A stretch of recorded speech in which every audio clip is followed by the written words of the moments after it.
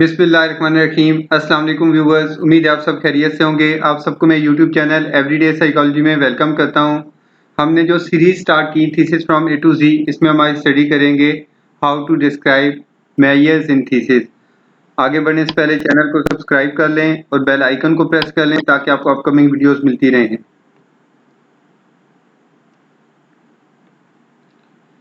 Instruments method के chapter में third important heading है जिसमें हम अपने तमाम स्केल या रिसर्च टूल्स जो हैं, ये असेसमेंट मेजर्स जो हैं, उनकी डिटेल्स प्रोवाइड करते हैं।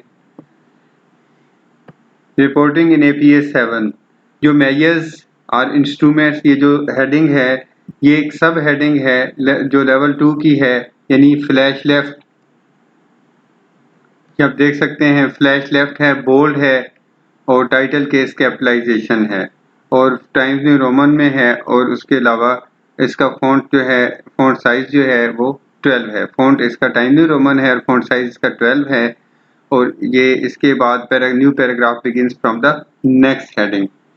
जो इंस्ट्रूमेंट की मेन हेडिंग है, ये मेयर्स की मेन हेडिंग है। तो ये जो हेडिंग थी, ये मेयर्स की ये हेडिंग होती है मेथड के अंडर, यानी मेथड की फर्स्ट लेवल की हेडिंग है, सेकंड लेवल की मेयर्स की, इंस्ट्रूमेंट्स की है, और फिर थर्ड लेवल की हर इंस्ट्रूमेंट की जो डिटेल हम देते हैं वो फ्लैश लेफ्ट है, बोल्ड है।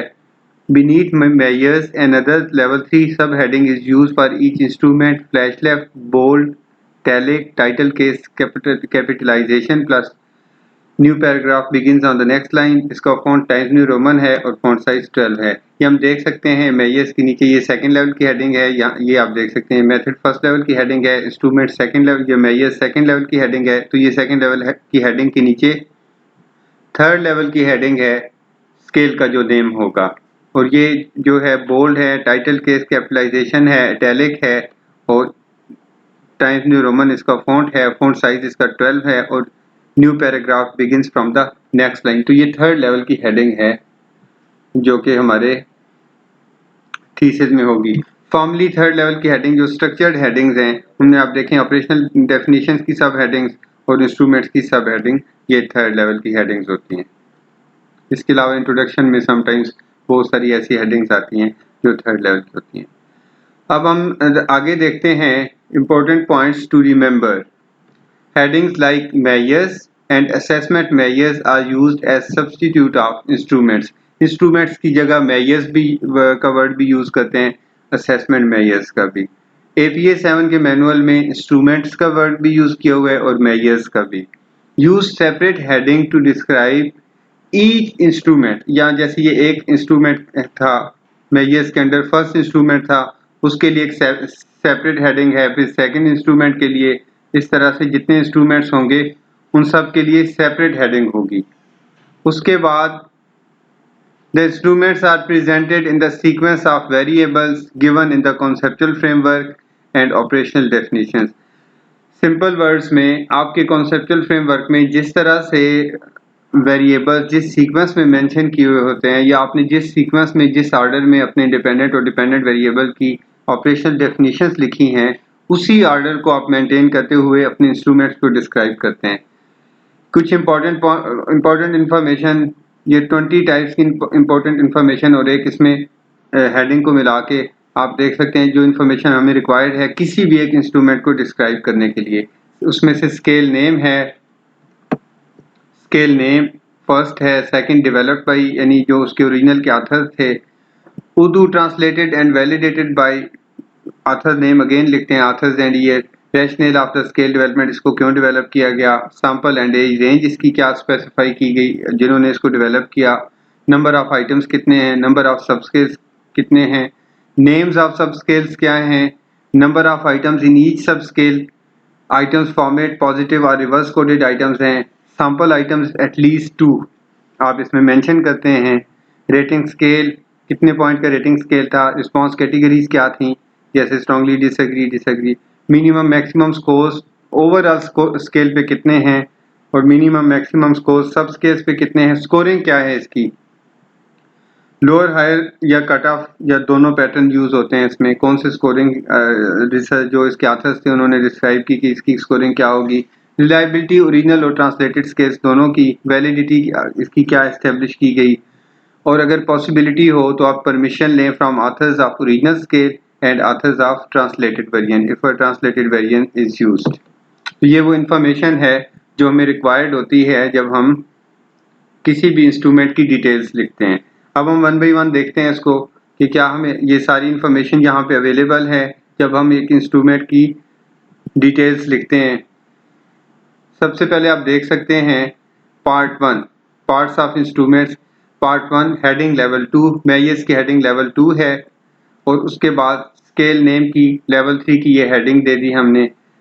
इसके बाद अगर आप स्केल के सामने उसकी एब्रीवेशन लिख देते हैं, जैसे डिसीजन सिचुएशन स्केल DSS, तो आप सेकंड टाइम APA के अकॉर्डिंगली जस्ट DSS लिख सकते हैं। तो developed by the scale was developed by Riaz, author and year 2015, and Urdu translated by Yasmeen. तो उर्दू ट्रांसलेटेड बाय ये पार्ट 4 पे यास्मीन आपने लिखा। Rational of the scale 5th पे क्या था? The scale is used for measuring decision situations faced by managers in organisations, ये इसका रैशनल है। और उसके बाद इसकी आप 6 पे देख सकते हैं सैंपल एंड एज रेंज। तो इसके जो ऑथर्स थे उन्होंने क्या स्पेसिफाई किया? The scale can be used for managers having 6 month managerial experience and age range from early to late adulthood. यानी आप एडल्ट्स पे अप्लाई कर सकते हैं इसको, एडोलसेंस पे नहीं कर सकते। ये सैंपल मैनेजर्स होने चाहिए जिनका एटलीस्ट 6 month जॉब एक्सपीरियंस हो, और एज रेंज ये मेंशन कर दी ऑथर्स ने जिन्होंने ये स्केल डेवलप किया 6 पे। 7 पे आप देखें नंबर ऑफ आइटम्स एंड सब स्केल 7 और 8 पे the scale consisted of 27 items and 3 सब स्केल्स। तो ये 7 पे आइटम्स और 8 पे सब स्केल्स। और देन आप लिखते हैं नेम्स ऑफ 9 पे नेम्स ऑफ सब scales including certainty, risk and uncertainty, तीनों स्केल्स के नेम लिखे। और उसके बाद 10 पे हम लिखते हैं आइटम्स इन ईच सब स्केल, ईच सब स्केल कंप्राइज्ड ऑफ 9 आइटम्स। उसके बाद आप देखें आइटम्स का फॉर्मेट क्या है 11 पे, वो है DSS is based on positively worded descriptive statements, यानी नेगेटिव आइटम्स इसमें नहीं है। 11 पे आप क्या लिखते हैं आइटम्स फॉर्मेट के बाद items in each subscale, फिर आप इसके सैंपल आइटम्स लिखते हैं such as I make decisions in extreme time pressure for uncertainty, I have limited time for making decisions for risk subscale, and I make decisions without any stress for uncertainty subscale. The scale is based on 5-point Likert type scale. ये rating scale आप लिखते हैं 5-point Likert type scale पे based था, और उसकी response categories क्या थी? Strongly disagree is equal to 1, disagree, neutral, agree and strongly agree. 1 से लेकर 5 तक। Minimum maximum scores on the scale की 27 to 135 थे, और for each subscale minimum maximum scores on subscales क्या थे? were 9 to 45, whereas for each subscale the minimum maximum scores are 9 to 45 respectively. उसके बाद आप देखें स्कोरिंग क्या है? the scores of the scale interpreted as lower and higher scores representing lower and higher level of a certain decision situation and vice versa. उसके बाद reliability, alpha reliability coefficients in the original English version of decision situation scale were reported as 0.73, 0.70 and 0.71 for certainty, risk and uncertainty respectively. और then आप बात करते हैं more over उसकी उर्दू के जो स्केल था उसकी रिलायबिलिटी क्या थी?